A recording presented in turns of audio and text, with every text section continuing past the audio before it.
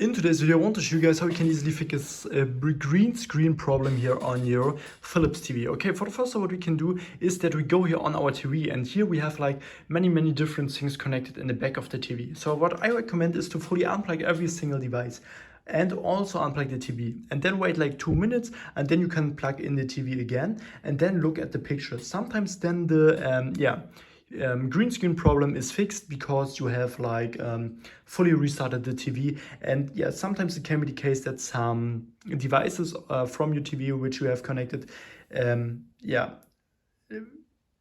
these can cause that the picture gets green. Okay, what you also can try to do is that we go here on source, and here we can select like the right input. So this is also really important, because sometimes when you have like selected HDMI 1 and you don't have HDMI 1 activated, then you can get a green screen.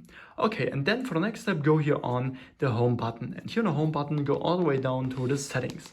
And here in the settings, go on picture, then go on picture style, and here do this on personal. So what we can do is that we go down here on the advanced settings. So in here on the advanced settings, go on color. Click on color here, then we have like color enhancement, and we want to go here on color temperature. And here we can go on color temperature, go on custom, and then go on color temperature here, custom temperature, and here we can turn like the green thing down.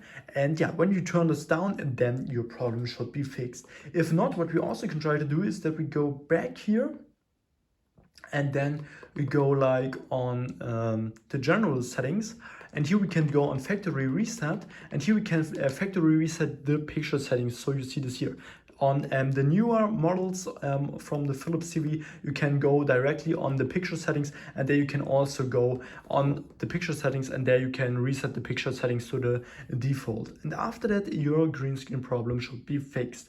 If not, then you can also try to do a software update, and yeah, this is all you have to do. If I could help you with the video, then please leave a like and subscribe, and see you next time.